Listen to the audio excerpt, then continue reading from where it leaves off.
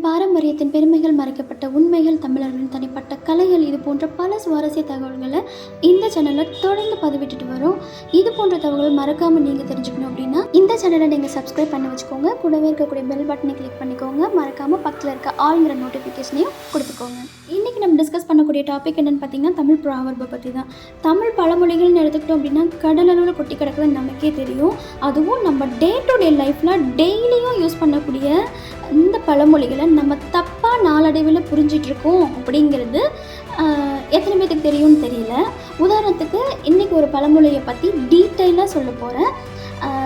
4 பேர் 4 விதமாக பேசுவார்கள் அப்படின்னு சொல்லி கேள்விப்பட்டிருக்கோம். நம்ம வீட்டில் இருக்க பெரியவங்க இந்த டைலாக்கை சொல்லாத கண்டிப்பாக இருக்க மாட்டாங்க.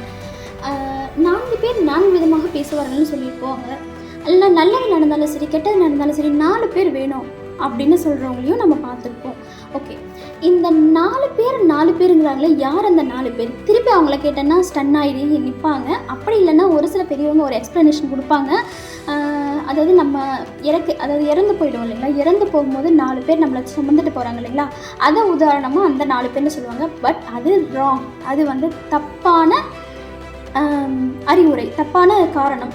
ஸோ இதுக்கு என்ன உண்மையான விளக்கம் அப்படிங்கிறத வாங்க வீடியோக்குள்ளே போய் பார்க்கலாம்.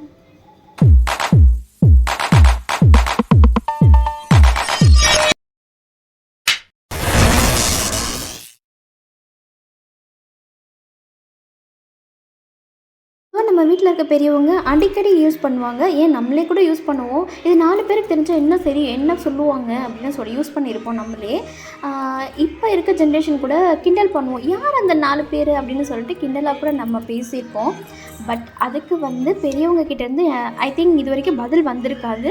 அதே மாதிரி ஒரு சில பேர் என்ன சொன்னால் இறுதி யாத்திரை அதாவது இறுதி யாத்திரைனா என்னென்னு பார்த்தீங்கன்னா, நம்ம இறந்து போனோம்னா 4 பேர் தூக்கிட்டு போகிறாங்க இல்லைங்களா, அவங்கள உதாரணமாக சொல்லி அந்த தத்துவத்தை முடிச்சிருவாங்க. பட் அது கிடையாது. ஆக்சுவலாக இது ஆன்மீகம் சார்ந்தது. இந்த பழமொழி ஆன்மீகத்தோடு சேரும். அதாவது சமய குறவர்கள் என சொல்லப்படும் திருஞான சம்பந்தர், அப்பர், சுந்தரர், மாணிக்கவாசகர் இவங்கள தான் 4 அப்படின்னு சொல்லி சொல்கிறாங்க. அதாவது இவங்க எல்லாமே ஆன்மீக ஆன்றோர்கள் அப்படின்னு சொல்லுவோம். இந்த 4 பேருமே 4 விதமாக சொன்னாலும் மனித பிறவின் நோக்கம் என்ன?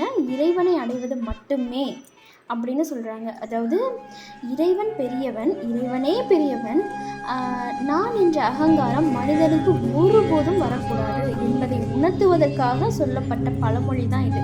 ஓகேங்களா, இதுதான் ஆண்டவரின் வாக்கு. அதாவது 4 பேர் 4 விதமாக சொல்லுவாங்க அப்படின்னு ஏன் சொல்கிறோம்?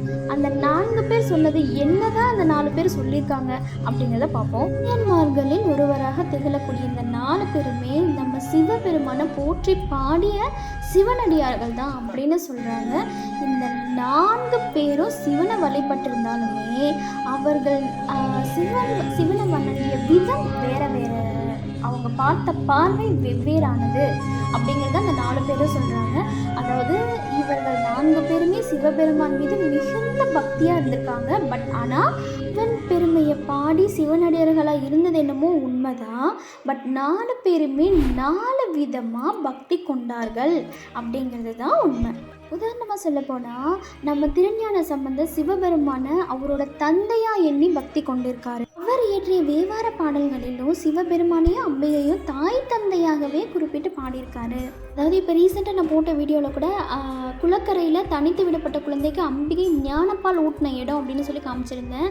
ஸோ பிள்ளை தமிழில் பாட வைத்ததாக வரலாறும் சொல்கிறது. அடுத்ததான் நம்ம சுந்தரமூர்த்தி நாயனார் சிவபெருமானை தன் தோழனாக எண்ணி பக்தி செஞ்சுருக்காரு. பித்தா பிறை சூடி அப்படிங்கிற பாடல்லையும் இவர் குறிப்பிட்டிருப்பார். அது மட்டும் இல்லாமல் இவரோட காதலுக்கு சிவபெருமான தூதுவராக அனுப்பினதாக புராணத்தில் ஒரு ஹிஸ்ட்ரி இருக்குது. சிவபெருமானும் சுந்தரமூர்த்தி நாயனார் காதலுக்கு தூது சென்று அவரோட திருமணத்தை முன்னின்று நடத்தி வைச்சதாகவும் நம்ம ஹிஸ்ட்ரியில் இருக்குது. அடுத்ததாக அப்பர் பார்த்தீங்க அப்படின்னா சிவபெருமானோட பணியாளராக நினச்சி பக்தி கொண்டிருக்காரு. இதுதான் மாணிக்கவாசகருக்கும் சிவபெருமானுக்கும் இடையேயான உறவு முற்றிலும் வேறானது அப்படின்னு சொல்கிறாங்க. அதாவது கருணை வடிவான அப்பாவிற்கும் வழி தெரியாமல் தொலைந்து போன பிள்ளைக்கும் இடையேயான பந்தம் போல அப்படின்னு சொல்கிறாங்க. இதை அவர் இயற்றிய பாடலில் சொல்லியிருக்காரு. நாயக்கடையாய் கிடந்த அடியேற்கு தாயச்சிந்த தயாவான தத்துவனே அப்படின்னு சொல்லியிருக்காரு. அதாவது சிவபெருமான தனது தாயாக எண்ணி அளவில்லாத அன்பு கொண்டவராக இருந்திருப்பார்.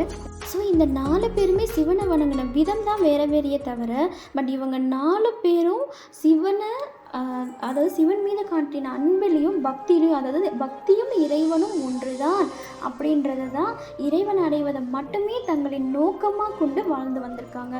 அந்த வழியை நாமும் பின்பற்ற வேண்டும் என மனித உயிர்களுக்கு வழிகாட்டுவதற்காக தான் இந்த 4 பேரை உதாரணமாக வச்சு அந்த பழமொழி சொல்லப்பட்டுள்ளதா நம்ம புராணத்தில் இருக்குது.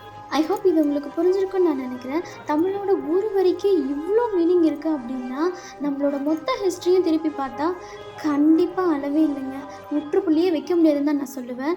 கண்டிப்பாக நம்மளோட முன்னோர்கள் ஒரு நாள் செஞ்ச சாதனையை கூட நம்ம வாழ்நாள் ஃபுல்லாக செய்ய முடியாது போல் இப்போ இருக்கக்கூடிய ஜென்ரேஷன்.